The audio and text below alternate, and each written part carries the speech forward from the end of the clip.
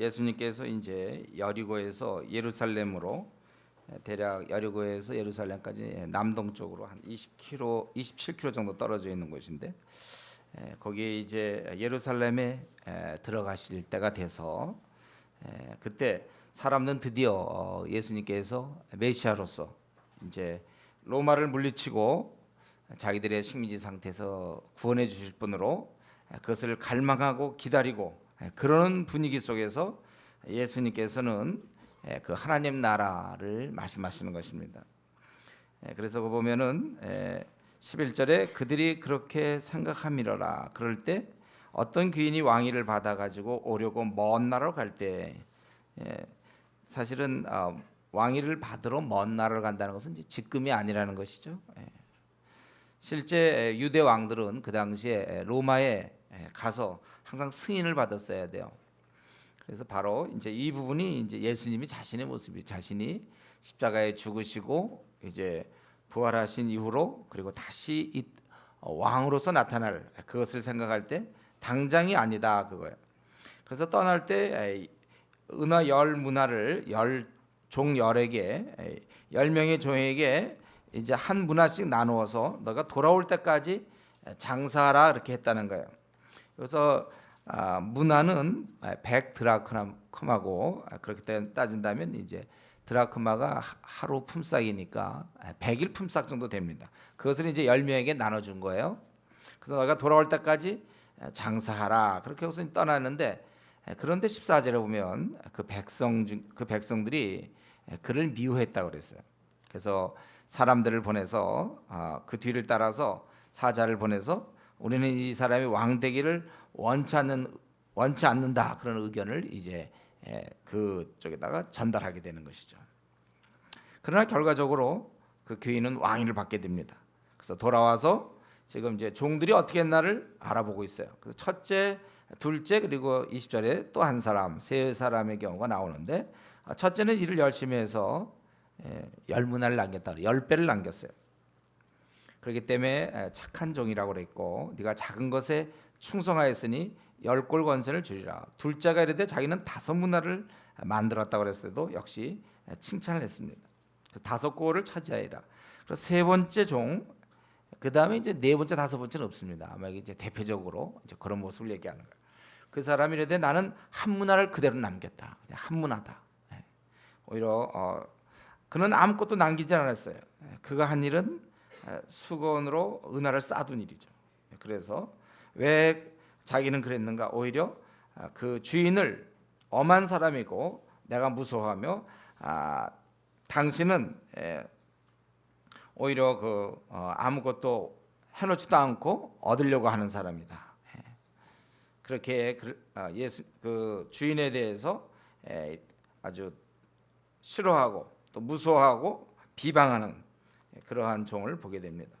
그럴 때 그 주인이 그러면 네 말대로 내가 만약에 이렇게 엄한 사람이고 내가 심지 않은 것을 거두는 그러한 사람일로 네가 생각했다면 왜 은행에 맡기지 않았느냐? 왜 이자와 함께 그 돈을 찾았으리라? 왜 원금 그대로만 놔두냐? 이자라도 내가 얻어야 되는 거 아니냐? 이렇게 얘기했어요. 여기 보면 이제 23절에 어찌하여 내 돈을 은행에 맡기지 아니하였느냐? 그 당시 은행은 없었습니다. 그래서 은행 지금 우리말로 이렇게 번역해서 그런 거죠.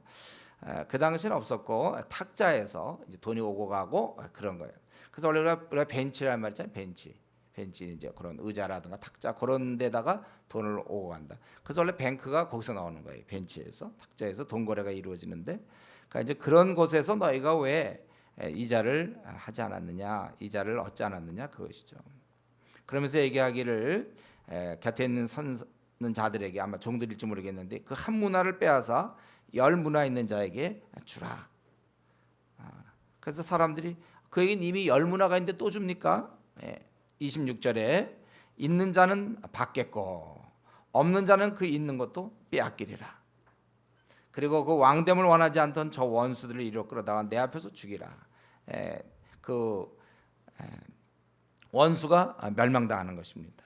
여기 보면은 여기서 이 왕을 차지하는 분 바로 그분이 이제 예수님의 모습이죠. 예수님께서 이 땅에 계시고 그에 대해서 여러 종류 사람들이 반응하게 되는 것입니다. 여기서 보니까 크게 오늘 본문을 통해서 오늘 본문 내용은 이게 답니다. 오늘 본문을 통해서 우리는 크게 세 부류의 사람을 우리가 만나보게 됩니다. 첫째는 우리가 보는 것처럼 다섯 문화와 열 문화를 남겼던 이 순종하는 사람들, 그 말씀 주님의 말씀을 그대로 듣고 순종하여 칭찬과 보상을 받는 사람들, 잘하였다 착한 종이요, 이렇게 작은 것에 충성했으니 너에게 이런 걸 맡기겠다, 이렇게 순종하는 사람이 있고, 두 번째 부류의 사람은 이제 불순종하는 사람이죠. 장사라고 했지만 하지 않는 사람, 오히려 왜곡된 시각을 갖고 당신은 엄하고 무서운 사람이고 심지 않은 것을 거두려 한다, 이렇게 하면서 불순종하는 사람이 있고, 세 번째는 이제 아예 주를 대적하는 원수들이 있었죠. 14절에 있는 것처럼 우리는 그가 왕됨을 원치 않는다. 우리가 원하는 대로 살려고 그러는데 그가 우리의 왕됨을 원치 않고, 결국 그래서 그들은 27절에 있는 것처럼 멸망당하는 자들. 이렇게 오늘 우리 본문을 통해서 세 부류의 사람을 만날 수 있습니다. 지금까지 우리 인류 역사가 이렇게 쭉 이어져 내려오면서 예수님에 대해서, 주님에 대해서 사람들이 가졌던 그러한 태도는 결국 이 세 부류를 벗어나지 못합니다. 그러니까 예수님에서 따르거나 아니면 불순종하거나 아니면 아예 대적하거나, 이 세 부류입니다. 우리는 지금 어느 부류에 속해 있습니까? 여러분들은 어느 부류에 속해 있습니까? 우리는 마땅히 순종하는 부류에 속해 있어야 되겠죠. 창조 주신 그분, 그리고 우리를 사랑하시는 그분, 모든 것을 주시는 그분을 우리가 잘 따라가야 돼. 어린아이처럼 우리는 잘 이렇게 순종하는 사람이 돼야 된다는 것입니다. 그렇다면 우리가 순종하는 사람이 된다는 말은 무엇입니까? 지금 일하고 있어야 돼요. 다시 오시겠다고 그랬어요, 그분은. 그러니까 내가 돌아올 때까지 13절에 장사하라, 이렇게 얘기했어요. 그렇기 때문에 나는 정말 이렇게 순종하는 사람이라면, 내가 순종하는 자라면, 그렇다면 우리는 지금 일하고 있어야 될 것입니다. 그분은 지금 오시지 않아요. 때가 돼야 그분께서 이 땅에 다시 오시는 것입니다. 여러분, 우리 그분만이 이 땅의 심판주임을 우리가 잊어서는 안 되겠습니다. 우리 주위 사람들은 그분이 다시 오실 것, 애당초 온 것도 잘 안 믿는데요. 다시 오실 것처럼 그렇게 살지 않아요. 처음에 온 것도 지금 역사상의 인물인가도 회의하는 사람도 있습니다. 한번 제가 이전에 어떤 자매를 만났는데, 자기는 내가 이제 예수님에 대해서 얘기하니까 예수님이 어디 있냐는 거죠. 믿을 수 없다는 거예요. 그런 사람도 있었어요. 예수님이 어디 있느냐, 믿을 수 없다고. 제가 그래서 나폴레옹은 믿을 수 있냐고. 그럼 믿는데요. 그래서 왜 어떻게 믿어요? 봤냐고 그랬더니 역사가 있다는, 역사. 예수님은 나폴레옹보다 10,000배나 더 많은 역사를 갖고 있는데, 그렇게 시작해서 한 2달 걸려서 결국 그 자매가 예수님을 영접하게 되고 지금 이제 번역가로서 이렇게 일하고 있는데, 지금 사모님 됐어요. 남편님 목사고 신학 교수고 이제 그렇게 됐어요. 중요한 얘기는 아니고요. 그분이 참 이 땅에 많은 사람들은 올 거라고 생각하지 않아요. 그분이 다시 와서 자기들을 심판할 거라고는 아예 염두에 두고 있지 않습니다. 지금 많은 사람 만나보세요, 여러분. 그분이, 예수님이 이 땅의 심판주라는 생각, 그래서 다시 오는 것, 한번 사람이 주는 것은 정하신 것이요 그 연에 심판이 있으리라, 이거 받아들이지 않습니다. 그들은 그렇게 오시지 않을 것처럼 살고 있어요. 그러나 우리는 그들에게 영향받지 않을 것을 여러분들 아주 마음에 아주 단단히 각오하셔야 돼요. 같이 지내다 보면 그냥 자기도 모르게 그들이 영향을 받아요. 머릿속으로는 주님이 올 거라고는 믿는데 실제 그냥 마음속에서는 그분이 오지 않는 것처럼 우리도 살 수 있다는 거예요. 이걸 조심해야 돼요.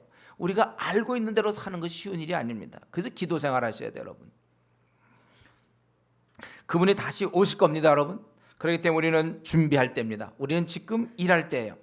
세상 사람들은 절대로 믿지 않지만, 그래서 자기가 하고 싶은 대로 마치 이 땅이 다인 양, 끝나고 나서는 괜찮은 것처럼, 끝나고 나서 어마어마한 지옥불이 기다리고 있는데도 그들은 괜찮은 것처럼 태연히 살고 있는데, 여기 우리가 속아서 안 돼요. 우리도 그래서 같이 그들처럼 따라간단 말이에요. 우리의 최대 관심이 노후 대책이면 되지 않습니다.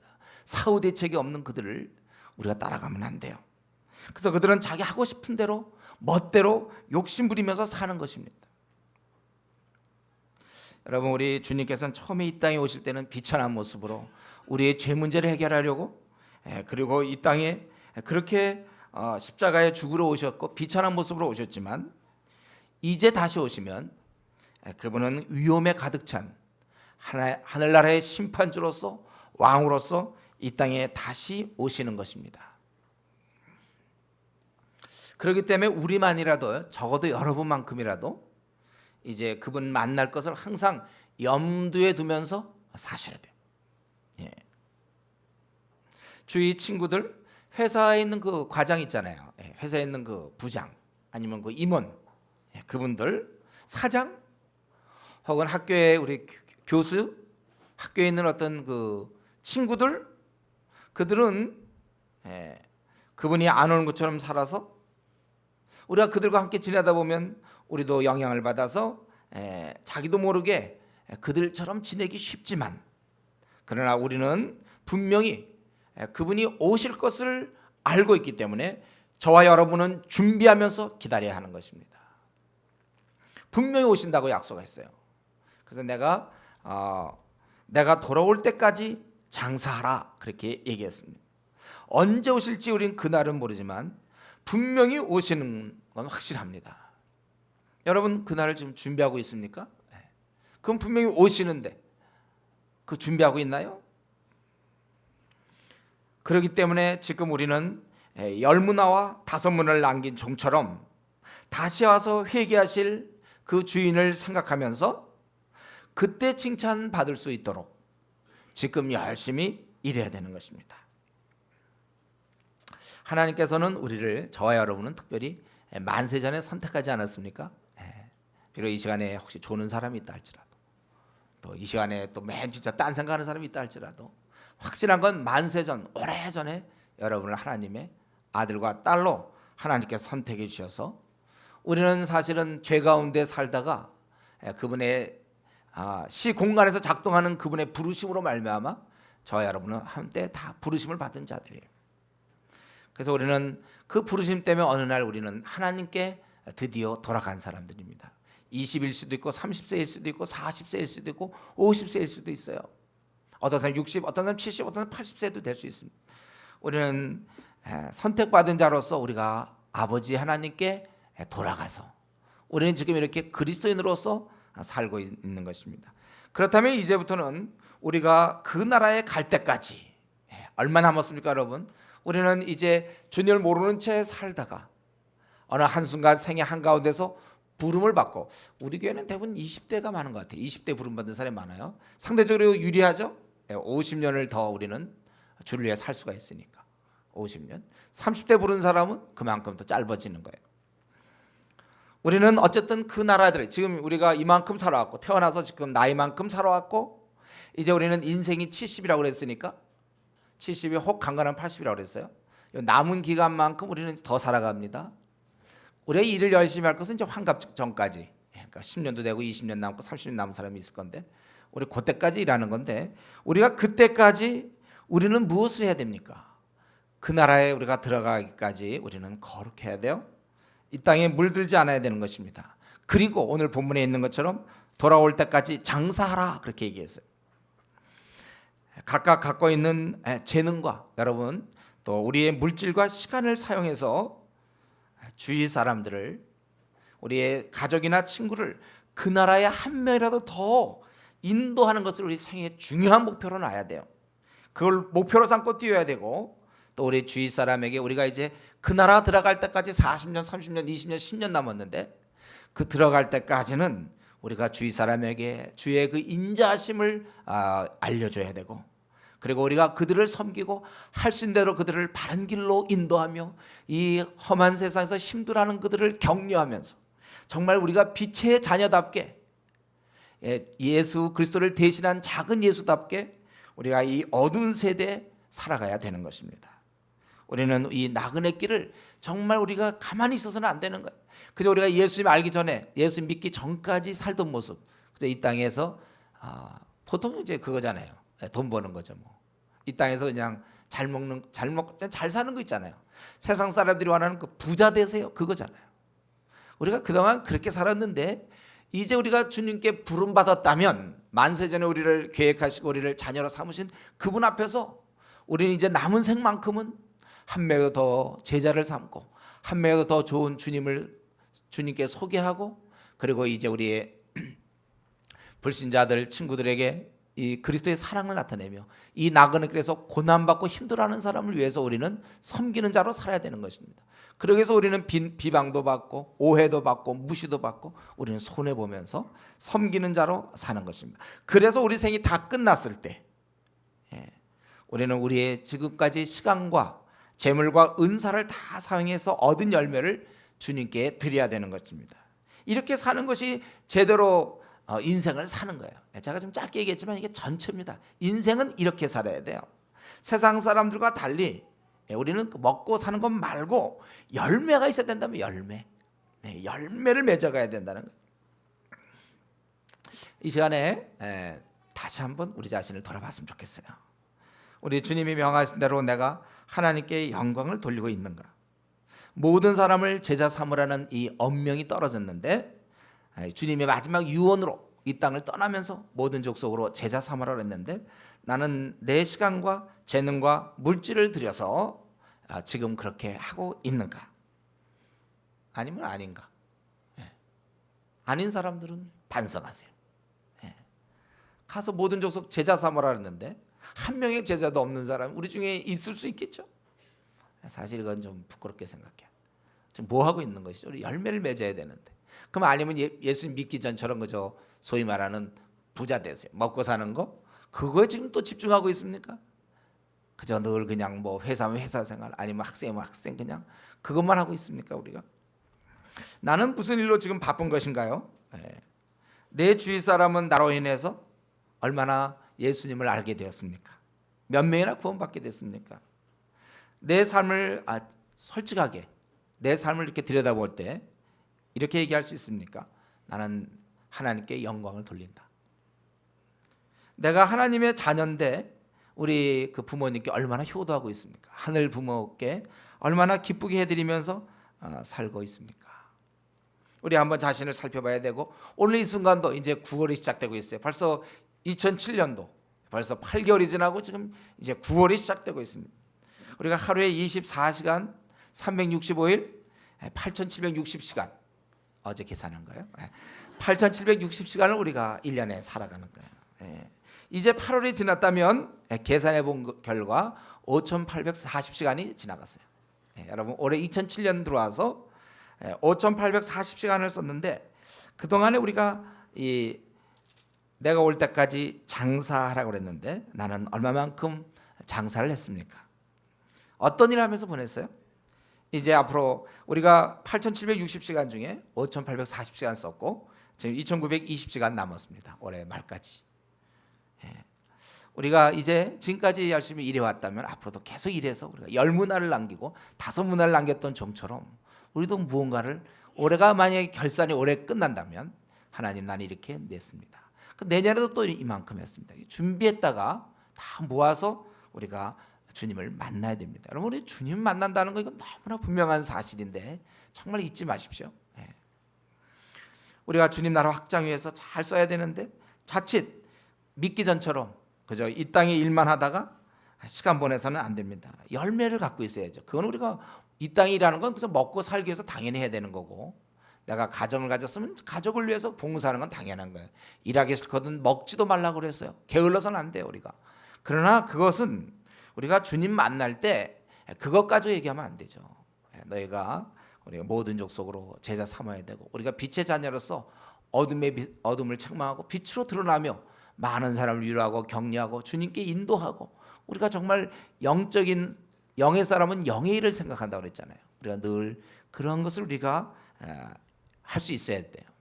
주님 만날 때 그냥 열심히 살다 왔습니다. 우리 이렇게 얘기해서는 곤란한 것입니다. 시간은 우리가 그렇게 하고, 또 우리가 주신 물질 얼마나 남을 위해 썼으며 하나님 나라 확장을 위해 썼습니까? 우리에게 세상 사람들은 얼마나 잘 버는가가 중요하죠.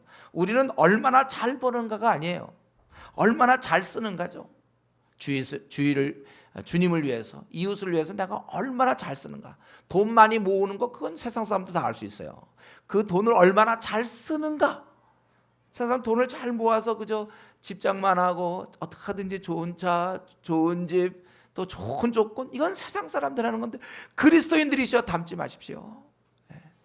그저 어떻게 하면 돈을 모아서 정말 이 늘어나는 통장에 늘어나는 금액을 즐거워하고 씀을 즐거워할 수 있어야죠.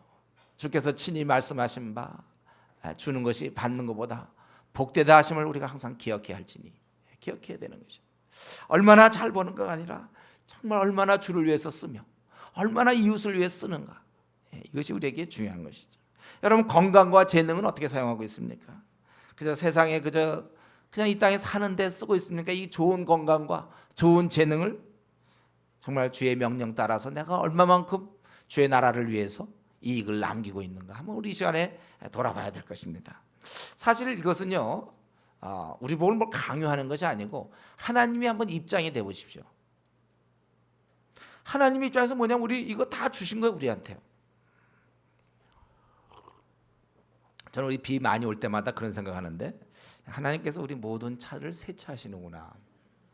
세차 그거 하는데 몇천 원씩 드는데 그 많은 차를 다 그냥 한 번에 세차해 주시는 거예요. 저도 혜택을 입지만은 세차해 주시면 참 감사한데. 여러분, 우리가 사실은 받지 않은 것이 어디 있습니까? 다 알죠? 다 우리는 빈손으로 왔습니다. 그래서 애당초 여러분 태어날 때 내 거라고 주장할 게 없어요. 그렇기 때문에 우리가 지금 입고 있는 이 옷 원래 내 게 아닙니다. 이 옷, 넥타이, 뭐 안경, 여러분 귀걸이 자기 건가 이게? 생각 자기 거 맡아놓은 거 있었어 자기가? 내 신발, 이 신발 이거 내 거 아니에요? 내 핸드폰 샀어 이번에 장만, 그거 원래 내 거 아니에요.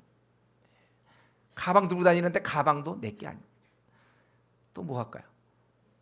시계 내 거 아니죠. 사실 내 게 어디 있습니까? 하나님 관점 생각해 보세요. 하나님 우리에게 생명 주셨고 심장 주셨고 볼 수 있는 시각 주셨고 움직일 수 있는 건강 주셨고 생각할 수 있는 머리 주셨고 그리고 옷도 주셨고 먹을 수 있게 하시고 재능도 주셨고 능력 모든 것 다 하나님 주셨단 말이죠. 근데 그거 갖고 실컷 이 땅에서 자기 위해서 쓰고 있다면 그저 어떻게 칭찬받는 일이 될 수 있겠습니까? 이것을 통해서 왜 이런 걸 다 주셨는가?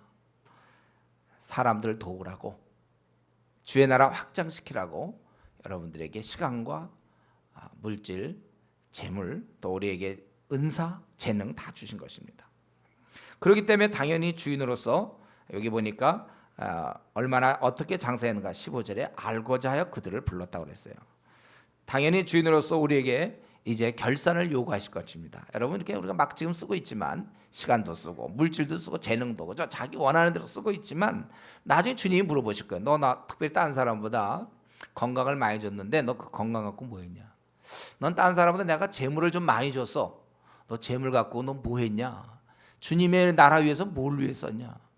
또 너는 특별히 학식을 많이 줬어. 좋은 대학교 나오게 하고 대학원 나오게 하고 너 재능 이 지식을 많이 줬는데 그거 갖고 너 뭐 했냐? 혹시 교만하고 잘난 척한 거 아니냐? 너 돈 많이 줬는데 그거 갖고 의시되면서 하고 싶은 거 그냥 돈 쓴 거 아니냐? 주님 나중에 그 결산한다니까요. 오히려 많이 맡은 자는 그만큼 더 책임이 많아요. 결산하기 때문에. 잘 상호하셔야 됩니다. 우리 오늘 이 본문을 통해서 참 두려운 말씀이에요. 주님께서 알고자 해 그들을 불렀다 그거예요. 주신 것들을 받지 않은 것처럼 원래부터 내 것인 것처럼 그렇게 생각해서는 우리가 안 됩니다. 나에게 주어진 모든 것이 내 것이 아님을 이 시간 다시 한번 기억해야 되겠어요. 누가 너를 남달리 구별하였느냐? 내게 있는 것 중 받지 아니한 것이 무엇이냐? 내가 받았은즉 어찌하여 받지 아니한 것 같이 자랑하느냐? 너희가 이미 배부르며 이미 풍성하며 우리 없이도 왕이 되었도다. 우리 고린도전서에 나오는 말씀이죠. 여러분, 우리가 갖고 있는 모든 것 다 받은 것임을 다시 한번 명심하고 우리가 주를 위해서 잘 사용하는 자가 돼야 되겠습니다. 이렇게 열심히 해야 되는데 이제 일 안 하는 자가 있죠. 거기 20절에 있는 또 한 사람이 와서 이르되 주인이여 보소서 당신의 한 문화가 여기 있나니 내가 수건으로 쌓아둔 그 한 가지 한 건 있죠. 수건으로 쌓는 그 놀라운 행위. 그걸 하나 그걸 했어요. 그 사람. 그거 장사는 안 했죠. 쌓아놓만 놨어요. 그는 주님이 착취하는 자라고 생각했어요. 그는 주님과 친하지가 않아요. 주님은 두려운 존재, 그에게 있어서는 멀리 있다는 얘기죠. 그만큼 여러분 우리가 사랑하는 사람에게는 두렵지가 않습니다. 내가 누구를 두려워한다는 건 그만큼 멀리 떨어져 있는 거예요. 그 결과로 그는 어땠습니까? 악한 종이라는 책망을 듣게 되고 갖고 있던 걸 다 빼앗기게 되는 그러한 일을 당하는 것입니다. 이것은 무엇입니까? 이 수건으로 쌓아놓는 거, 이게 잘못한 거예요. 이거는요. 즉 주신 시간과 재물과 은사를 그는 그대로 놔둔 것입니다. 주를 위해서, 주님 나라 확장을 위해서 열심히 써먹어야 되는데 그냥 놔둔 거예요. 그냥 놔뒀어요. 아니면 기껏이 이제 그 재능과 시간과 물질 뭐 이런 것들은 이제 세상을 위해 썼는지 몰라요. 자기 그저 집장만 하고 자기의 위치 확보를 위해서, 자기의 그 안일함을 위해서, 노후 대책을 위해서 주로 그런 데 썼는지 모르겠어요. 그 잘 도는 머리와 그 건강함을 가지고 놀면 안 되는 겁니다. 가만히 있으면 안 돼요. 때때로 이제 모태 신앙들이 나중에 이제 열심을 내면 되지 않을까. 지금은 내가 열심 안 내지만 나중에 좀 내면 되지 않을까. 그러나 그것은 우리가 보통 우리 고3들이 수시로 들어갈 때 보면 어떻게 하냐면 성적이 고1부터예요. 고1, 고2, 고3을 다 합해서 그 점수가 되는 것이지 고3 2학기 점수가 아니라고요. 지금 내가 놀다가 이제 한 30대부터 혹은 40대부터 내가 이제 열심히 주님을 섬기겠다. 하여튼 주님 섬겨서 천국에 들어가면 될 거 아니에요. 그건 어리석은 생각이라니까요. 그러면 40부터 열심히 시간을 내봐야 한 60까지 20년 낸다 치면 벌써 20대부터 내는 사람들이 있는데, 열심히 20대부터 충성하는 사람이 있는데 자기가 그거는 절반밖에, 내가 40부터 열심히 내면 한 절반 정도밖에 못하는 거예요. 여러분 이것은 우리가 어떠한지 나의 생애 전체이기 때문에 하루라도 일찍 결심해야 돼요. 우리가 어떤 사람은 40년, 50년간 땀 흘려서 열매 맺는 중인데, 저는 22살부터 시작했는데요. 22살부터 열매 맺기 시작. 수많은 사람을 만났고 도왔고 섬겼고 지금까지 쭉 벌써 많은 시간을 제가 그렇게 했어요. 또 우리 주위에도 그런 사람이 많아요. 왜 지금 나는 얼마만의 시간이 남아 있습니까? 우리가 일할 수 있는 걸 한 환갑 정도, 물론 그 이후도 좀 더 할 수 있겠지만 얼마나 내가 시간이 남아 있습니까? 여러분 그렇게 시간 많지 않아요. 제가 그저께인가 얘기한 누구랑 얘기해요? 이제 35세다 그러면 슬슬 내려가는 거예요. 35세. 서럽죠 인생이? 서러워요. 30 슬슬 내려가는 거라니까요. 나 우리 30대 중반들 이제 보면서 한참 때라는 생각을 하다 가만 생각해 보니까 슬슬 내려오는 거예요. 인생이 70이라고 그랬으니까. 슬슬 내려오고 있어요. 뭐 우리 다들 지금 20대들 꽤 많이 남은 것 같죠? 많이 안 남았어요. 그렇기 때문에 제가 왜 이런 얘기 합니까? 미루지 말라는 거죠. 오늘 이 시간 이후부터 열심을 내세요. 우리 주님이 올 때까지 장사하라 했는데 그 장사를 꼭 올 때 임박해서 할 생각합니까? 지금부터 해야죠. 지금부터. 깨달을수록 빨리 시작하는 것이 그게 지혜인 것입니다. 일찍 정신 차리세요 여러분. 하루라도 일찍. 그만큼 생이 복된 것입니다. 우리는 세상 사람들처럼, 믿기 전의 사람들처럼 그저 이 땅에서 먹고 살고 이 땅에서 그 지내는 그건 아니잖아요. 우리 하나님 우리를 부르신 것은 거룩한 백성으로 세상에 빛이 되고 소금이 되고 또 모든 족속 제자 삼는 그 일에 우리를 부르신 것입니다. 그렇기 때문에 여러분 이 건강들, 이 재능, 재물, 시간 이건 모든 것 사용해서 우리가 주님 모르는 자에게 귀한 주님을 소개하고 또 어린 자를 양육하고 많은 사람을 위해서 섬기며 그들을 세우는데 힘써야 할 것입니다. 가만 놔두었다가 나중에 주님 만났을 때 주님에서 아무것도 안 했습니다. 그건 그것이 끝이에요. 더 이상 기회가 없어요. 우리가 생애 그때 그런 얘기하면 절대 안 돼요. 이 자리에 앉아 있는 분들 절대 주님 만났을 때 그저 뭐 특별히 한 거 없다 이렇게 얘기해서는 안 되겠어요. 우리가 그러면 악한 종으로, 이게 뭐냐면 수건을 쌓아놔서는 안 된다는 거예요. 우리 가운데 지금 수건으로 쌓아놓은 사람 있습니까? 주를 위해서 하나도 쓰지 않는 사람, 그냥 가만 놔두는 사람, 자기의 재능과 은사와 재물과 기회들을 수건을 쌓아놓는 사람이 우리 중에 있어요. 기껏 주일날 11시 예배 한 번 정도 참석하고 그냥 수건에 싸놓는 사람이 있습니까? 책망 들어요. 하나님 주신 것들 잘 쓸 수 있도록 머뭇거리지 마십시오. 시간이 없습니다. 다시 뛰시길 바라요, 여러분. 정말 자신을 생각할 때 주님이 오늘 오신다면 내가 칭찬 들을 수 있겠는가? 칭찬 듣는 사람이 돼야 돼. 오늘 오셨을 때, 지금 오늘 왔을 때, 지금 이제 한 시간 뒤에 주님 오실 때 참 나름대로 수고하는 모습을 보여줘야 돼요. 그래서 칭찬 들어야 됩니다. 이렇게 가만히 있는 사람이 있고 수건에 쌓아놓은 사람이 있고, 그리고 이제 세 번째는 어떤 부류가 있어요? 대적하는 자. 아까 14절에 미워하여 사자를 뒤로 보내어 이르되 우리는 이 사람이 우리 왕됨을 원하지 아니하. 이렇게 뒤에서 술수를 쓰고 아주 고자질하고, 그래서 안 되게 하려고, 바로 예수님에 대해서 세상 사람들이 그렇다는 거예요. 그래서 그들이 원수가 되고 그들을 일로 끌어내라, 내 앞에서 죽이라. 즉 이것은 멸망을 얘기하는 것입니다. 이들은 주님을 싫어해 자기들을 다스림을 원치 않습니다. 지금도 자기를 다스림을 원치 않는 거예요. 예수님에 대해서 싫어하고 왕됨을 싫어하고 멀리하고 미워하는 사람들, 그런 자들이 이 땅에 있다는 것입니다. 우리가 이 땅을 거니는 동안 우리가 나그네로서, 행인으로서 우리가 이 땅을 가고 있지 않습니까?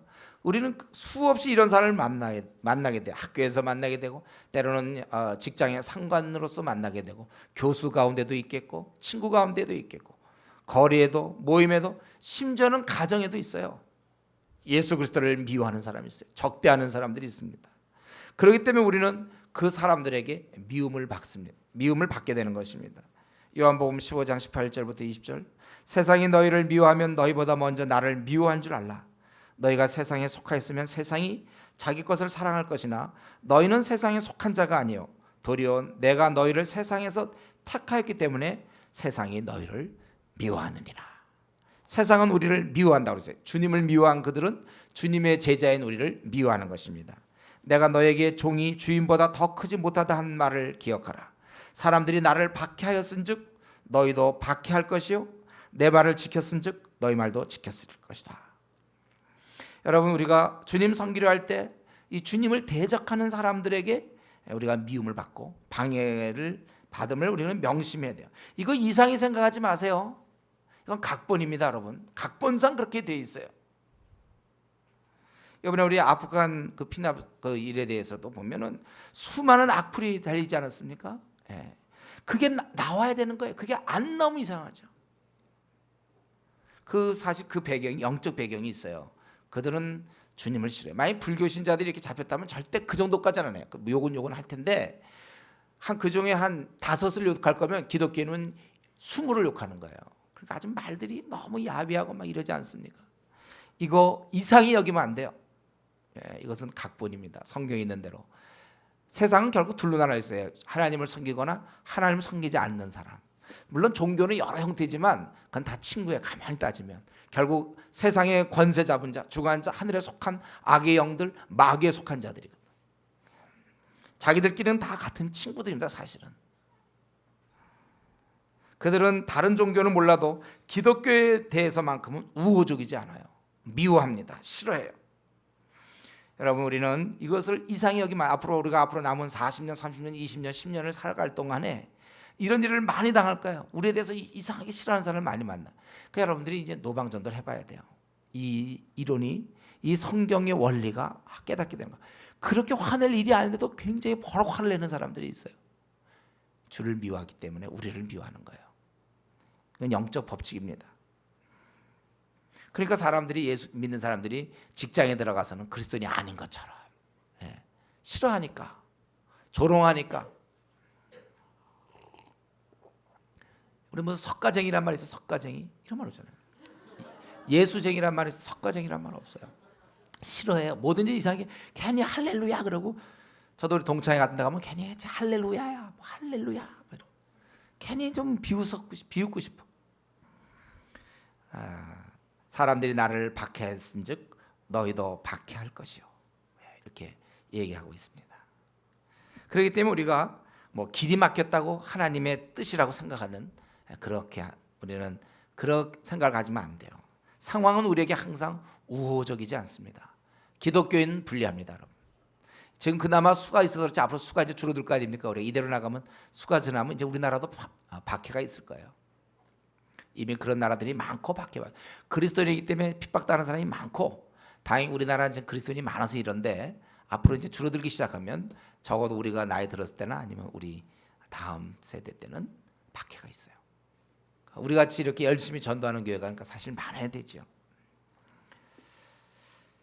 예, 그러나 우리가 알아야 될 건 뭡니까? 악플을 달고 저주하고, 그러한 사람들, 믿는 자를 욕하고 조롱하고 싫어하고 주님께 대항하는 자, 그 최후는 멸망이라는 것입니다. 지금은 기독교를 욕할 수 있어요. 하나님을 저주할 수 있고 심지어 믿는 자를 죽일 수도 있습니다. 그 하나님의 이름을 회방할 수는 있어요, 지금은. 그러나 그때는 안 됩니다. 지금은 되지만 그때는 안 돼요. 그 저주하는, 그들이 저주하던 바로 그 하나님이 알고 보니까 온 우주를 다스리는 만왕의 왕이시오 심판주이신 것을 그들이 그때 깨닫게 될 것이고, 그들은 영원한 지옥불에 떨어지게 될 것입니다. 그렇기 때문에 이런 사실을 빤히 알고 있는 저와 여러분, 우리는 그런 악플을 달거나 기독교를 욕하는 자를 위해서 우리는 무작정 미워할 수 없어요. 그들의 그 운명을 생각할 때 우리는 기도할 수밖에 없습니다. 기도 안 할 수가 없어요, 그들을 보면. 주님께서는 주님을 십자가에 매달았던 사람들, 조롱하던 그들을 위해서 오히려 용서를 빌며 운명하지 않았습니까? 우리도 주님처럼 우리를 핍박하고 욕하는 자들을 위해서 우리는 남은 생 동안 항상 우리가 기도해야 될 것입니다. 이제 끝으로 한 가지만 더 살펴보고 말씀 마치겠는데, 우리 주님께서는 모두에게 일할 기회를 주신다는 거예요. 10명에게 10문화를 주셨어요. 5문화 가지고 너 중에 대충 그게 아니라 다 기회를 주셨다는 것입니다. 그리고 한 가지는 열심히 충성하는 자에겐 더 많은 일을 맡기시는 분입니다. 특별히 그 일은 작은 일에 충성할 때 큰 일을 맡기시는 거예요. 작은 일, 아주 작은 일. 그렇기 때문에 우리 모두에게 일할 기회를 주셨습니다. 자기에게만 예라고 생각하면 돼요. 자기가 수고해 쌓아놓기 때문에 문제지, 사실 우리 모두에게 일할 기회를 주셨어요, 주께서는요. 그렇기 때문에 우리 각자 기회 주실 때, 건강 주실 때 열심히 주를 섬겨야 되겠습니다. 주님을 위해서 아무 일도 하지 않는 자를, 가만히 있는 자를, 자기의 그런 재능과 은사와 시간들을 수건에 쌓아놓는 자를 주께서는 결코 칭찬하지 않으십니다. 그걸 악하다고 말씀하십니다. 한번 우리 사는 생 우리가 주님을 위해 살아야 되겠습니다. 그리고 우리는 지금 이 땅에서 자꾸 그 보상을 받으려고 하지 마십시오. 그분이 돌아오셔야 돼요. 그날이 있음을 우리가 기억하고, 우리가 이 땅에 살 일은 계속 장사를 하는 일입니다. 돌아올 때까지 장사하라 하시던 그 주님의 말씀, 우리는 그때까지 계속 장사를 하고 지치지 않는 것은 우리가 그분을 만날 것을 기대하고 있기 때문입니다. 그래서 우리가 그날까지, 그 결산의 날까지 작은 일에 충성하면서 열심히 각자에 주신 재능과 시간과 물질을 사용해서 계속 열매를 맺어 나가야 되겠습니다. 우리 단 한 사람이라도 수건에 쌓아놓는 그러한 어리석은 자가 없어야 되겠습니다. 우리 이 시간 같이 한번 기도하겠습니다. 우리 하나님께서 우리에게 일할 기회를 주셨습니다. 우리가 이때 얼마만큼 충성스럽게 작은 일에 충성하며 살 것인가? 혹시 나는 그것을 수건에 쌓아놓지 않는가? 믿기 전처럼 나는 믿은 후에도 여전히 하나님을 위해서는 아무것도 하지 않고 그저 이 땅에서 먹고 살고 이 땅에서 지내는 일에 내가 시간을 보내고 있느냐? 주님 회개합니다. 용서해 주십시오. 주님 오실 날을 생각하면서 같이 한번 통성으로 기도합시다.